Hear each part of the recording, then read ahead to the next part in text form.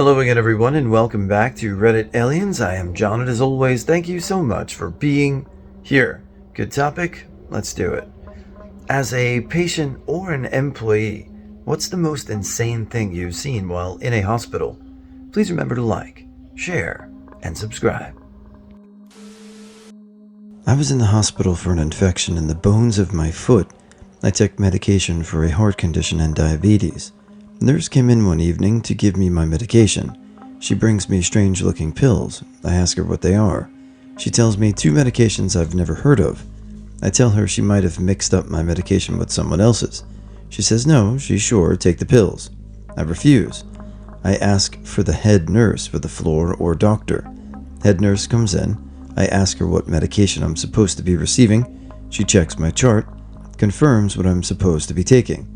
I ask her to ask the original nurse what medication she has in her hand. The nurses leave the room and a third nurse comes back in with the right pills. Head nurse comes back in and tells me that the original nurse will no longer be responsible for my care.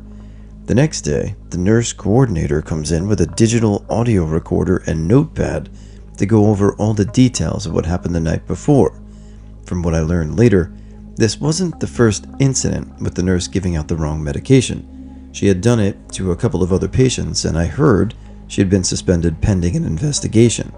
Don't know what happened because nobody ever contacted me after that. ER nurse had an old lady come in by ambulance near death. She was a DNR, so we weren't going to do much for her. She didn't have any family that we could find. The hospital was full, so we had to keep her in the ER for the night. Again, she was near death. When you've seen enough people die, there's no mistaking it. And she was almost there.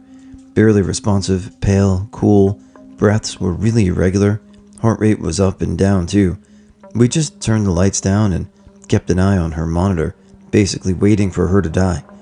About an hour later, she's standing at the door of her room. She'd gotten up and put on all of her clothes. We were all like, what the One of the nurses went to check on her, and she said she was hungry. Not knowing really what to make of things, we got her a chair, a bedside table, and went to the cafeteria and got her a tray of food. Lady sat there, ate all her food, talked with the staff a little. About an hour later, she told her nurse that she was tired and wanted to lie back down. We helped her back into bed, and within 30 minutes, she was dead.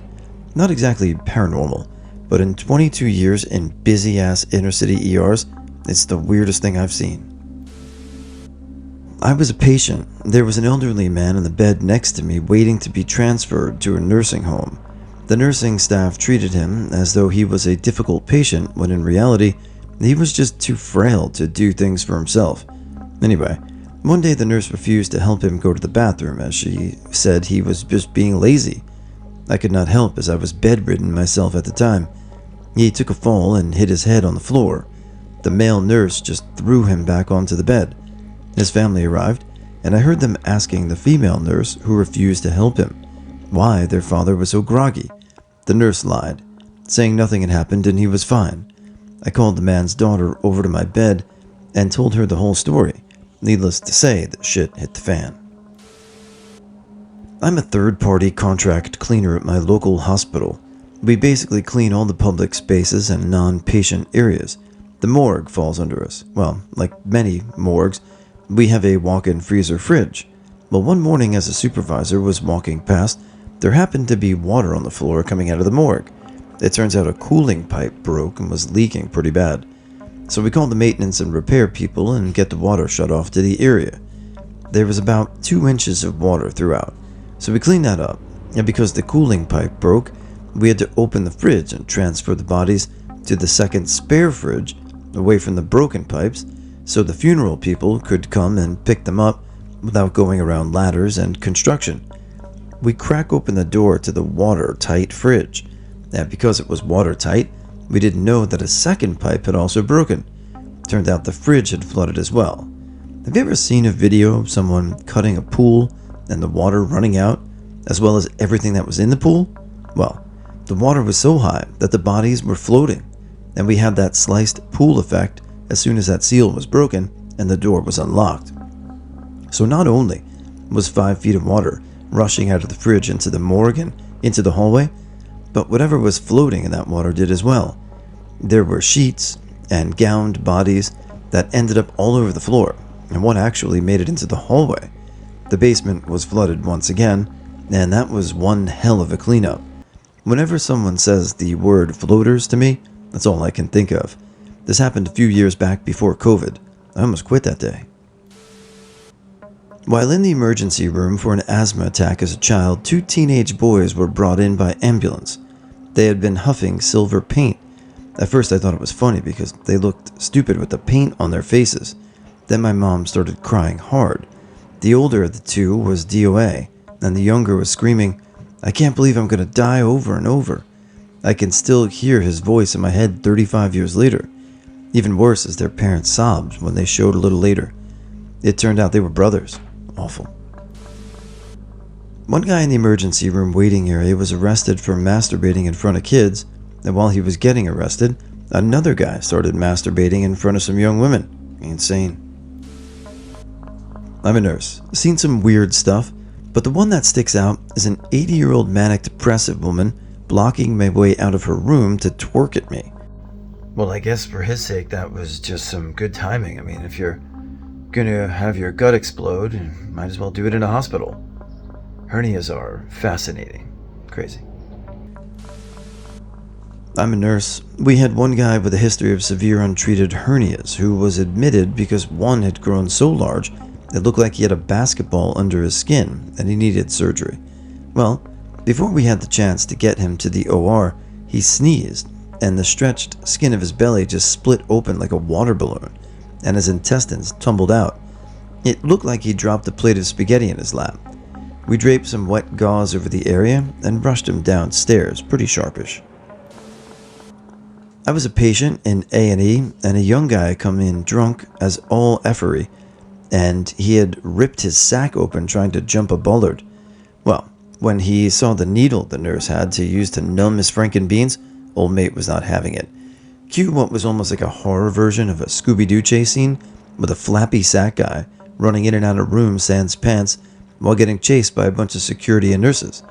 They finally caught him, and he promptly passed out, so they continued his care while he was snoring away.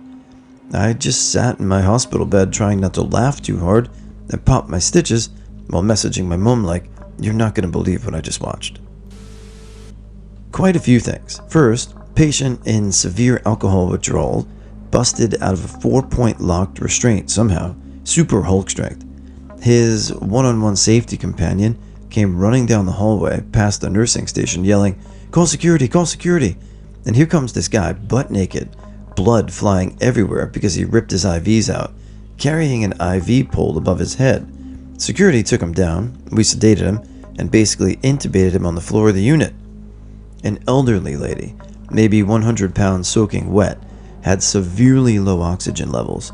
We didn't have ventilators available, COVID, and the doctors were trying to delay intubating her as long as they could, supporting her respiratory system with a non-invasive BiPAP machine.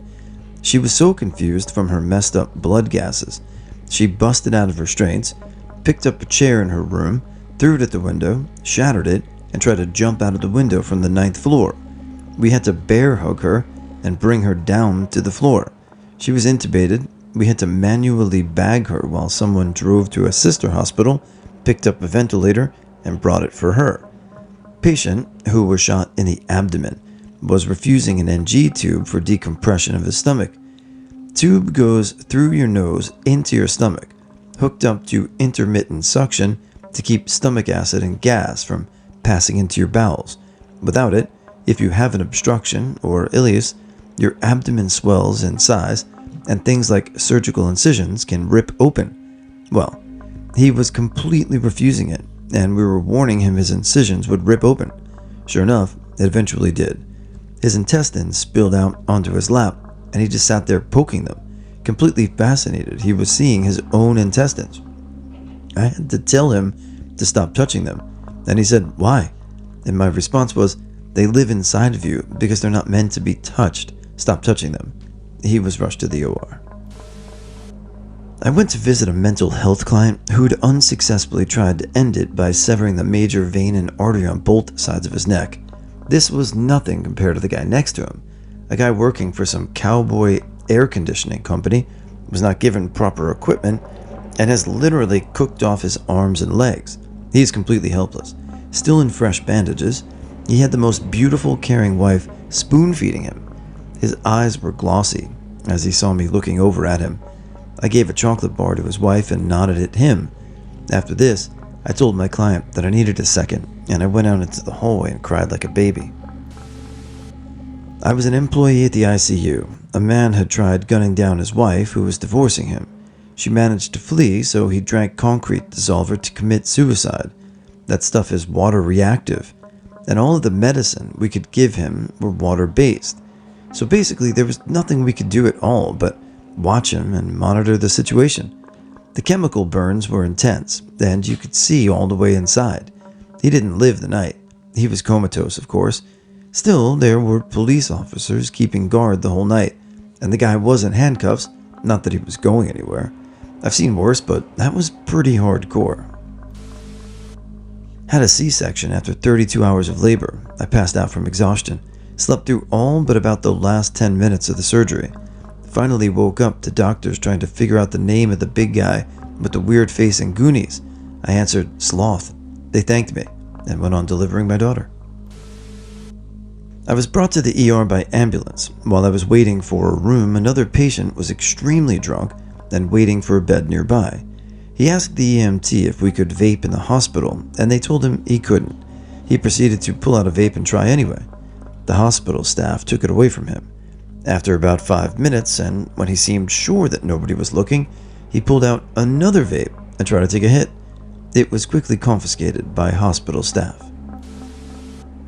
I was working in a hospital, and we had a prisoner in the emergency department. We were out of beds, so they had him in a storage closet with 2 guards. I went in to examine him. He had a port for dialysis with an attached tube. He was probably 6'3", 350. He's cuffed. As I'm examining him, he bites and tears out his tube, and blood just starts spraying everywhere, all over me and the guards. The guards were in shock, and I was in shock, and we were all looking at each other expecting each of us to do something. Eventually they restrained him, and we sedated him and stopped the bleeding. It was at like 2 a.m. and just an unreal experience. UK patient in an A&E waiting room. Fellow was sat in the waiting room bleeding from somewhere, not a small amount either, completely oblivious to everyone around him, including the nurses trying to admit him. Pretty sure he was on ecstasy, as he just sat there gurning and bopping to some music on his headphones. Strange experience, to say the least. I was sat in a Thai emergency room waiting area for a few years back, and a guy calmly sat down next to me, holding his hand to his face. Lady he was with went up to queue and fill out paperwork and whatnot. I politely said hi in broken Thai, and he said hi back, and we paid no more attention to each other. She got to the front of the line, and the triage nurse ran over to him immediately and spoke urgently and rapidly to him. He responded calmly, stood up, moved his hand, and showed her his eye, which was in his hand, dangling from the socket on a long thing. He and the lady he was treating the whole situation like a minor inconvenience. I spent 3 months in hospital when I was 18, and at that time on the ward, there were definitely some characters. A month or so in, I guess they were out of room in other wards, but around 9 o'clock at night, a man was brought in by a police officer, and clearly off his face. He was assigned to bed, left alone, and I guess passed out for a bit. Middle of the night, I hear a shuffling around me to wake up. The guy is stood at the foot of my bed, and when he notices I'm awake, starts yelling about how I'm on fire. Everyone is going to die, and tries grabbing at the other patients to save them. Security was called. Police were called. He was aggressive, belligerent, and even when they got the cuffs on, he was giving his best fight to escape or hurt someone.